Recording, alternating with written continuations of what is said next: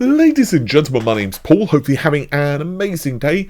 Right now is a brilliant time to be a PC gamer, with a lot of folks upgrading their systems or perhaps just getting into PC gaming. And if you are picking up a 9800 X3D, a new Arrow Lake CPU or what have you, you will almost certainly, of course, be also thinking to yourself, well, what graphics card should I buy? And that's where this video comes in to say don't buy a GPU just yet. Because, well, almost certainly AMD will, of course, be announcing the RDNA 4 lineup of GPUs. We actually have an update for that in just a second. But also Nvidia.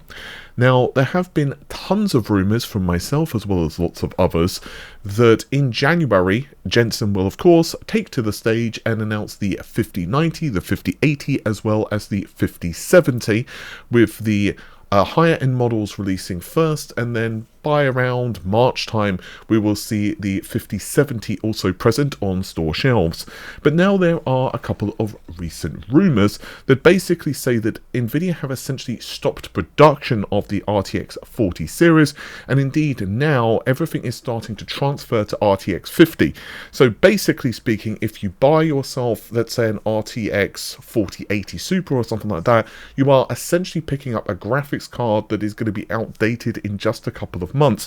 And at least in my personal opinion, that's not really a good deal, because while we don't know how expensive the RTX 50 GPUs are going to be, unless you get an insanely brilliant deal on an RTX 4080 or 4070 or something like that, it's probably just better to wait. So where did we get this information from? Well, if you cast your mind back several days ago, I covered a rumour from Coppertite7 Kimmy, who is a pervasive leaker of all things Nvidia on Twitter, and they basically said that we're soon going to be seeing the RTX 50 cards.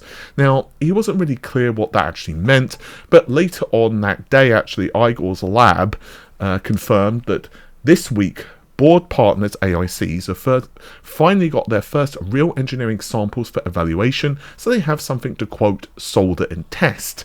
But now there is yet another update, and this is from board channels. I want to give courtesy credit to WCCF Tech, where I actually spotted this. It's a pretty lengthy quote, but I do think it's important for us to go through it verbatim, so I'll do just that. Nvidia's latest RTX 50 series GPUs will be launched in time for January and will not be delayed any further, which means the RTX 40 series has entered the final stage of inventory clearance with only around 2 months left.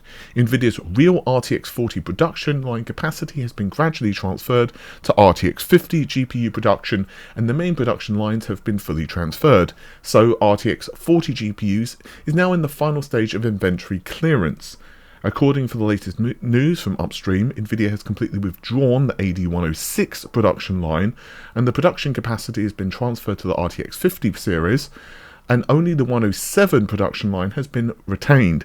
Therefore, the RTX 40 series has entered the last quarter of inventory clearance, and the RTX 40 mid to high-end GPUs have gradually stopped production and supply, and switching has been, quote, accelerated, and the supply of AIC brand manufacturers in the future market has become less and less.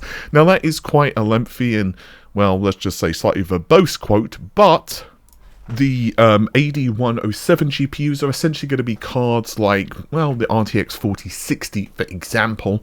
And so, obviously, if you're looking to buy a cheap GPU and you get a really good deal, you know, right now, then maybe it may be worth picking up a card.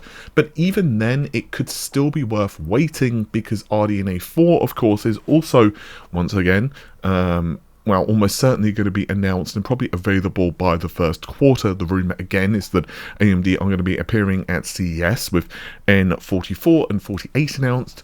And according to different rumours, we will see Battlemage, which of course are Intel's foray into GPUs, or should I say second foray into discrete GPUs.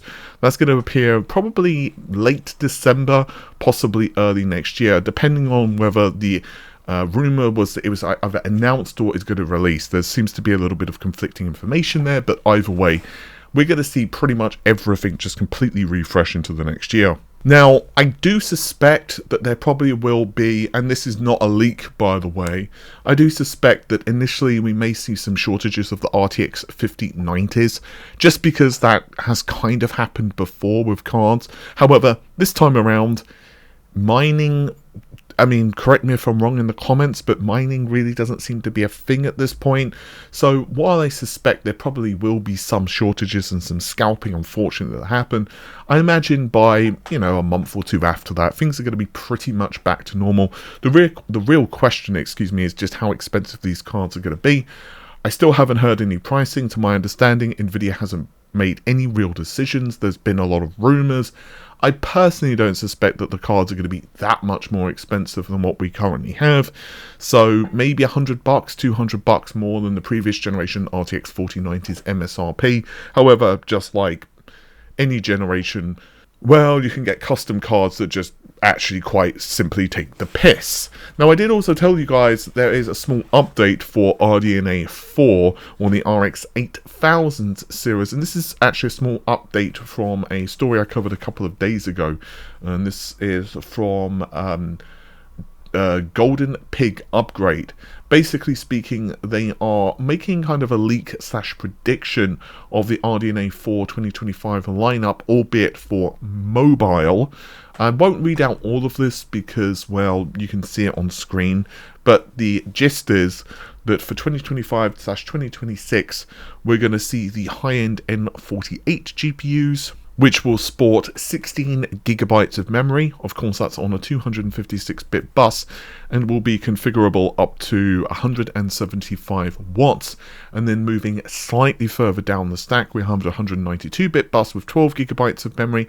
Again, the same power consumption, and then of course we move down a little bit further, and then we have just 8 gigabytes and also an N33 refresh to boot. It will be very interesting, as I've said before, on the mobile side of things to see how AMD actually market and price their cards, but on the mobile side of things, just because of what's happening with Nvidia, things will be very curious indeed. I'll be very interested to see how Nvidia actually manages to well, let's just say spec their products. The rumor is, of course, that the mobile RTX 5090 is also going to have 16 gigabytes of memory as well, although that's utilizing GDDR7, not GDDR6, and again, the same bus width.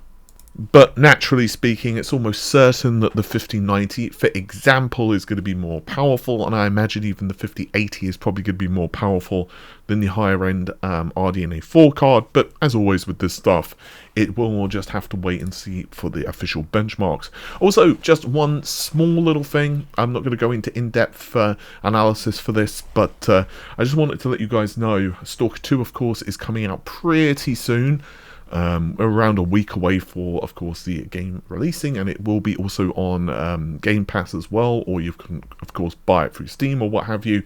But anyway, Nvidia have actually released some benchmarks of the game running across a myriad of different GPUs, from the 4090, the 4080 Super, and 3 of the RTX 4070 cards across different resolutions, from 4K to 1440p, and we also have one 1080p result as well. There's also a number of mobile benchmarks too, but I won't go into those. But basically speaking, they are testing here with, quote, max settings. They are using a 14900K for their benchmarking rig with 64 gigabytes of RAM and of course Windows 11, and they are testing with DLSS 3 on, but nicely they also have the results with DLSS 3 off as well, which of course are in grey. Now, I don't really need to tell you guys that this game seems to be pretty demanding. So basically, if you're running with everything maxed out, they don't give super details, at least from what I'm seeing, of how they are testing it. So whether it's like a built-in custom benchmark, or whether they're running like, you know, whereabouts they're going, or that type of thing. But it seems like they're running basically around 52 frames a second at 4K native, but that goes up, of course, to 124 FPS with DLSS 3 as well as frame generation on. So that's pretty good. 124. However, of course, if you're a native resolution enjoyer, that's going to be a bit harder. I still think it's going to be perfectly playable for like a 4080 or a 4090, of course, without using frame generation if you so desire. But things start to get ropey even with DLSS at like with like a 4070, because, you know, if you take frame generation out of the equation, I can imagine there's definitely going to be some well, let's just say some dips. So you might want to be pretty aggressive with your settings on something like a 4070 if you are running a 4K.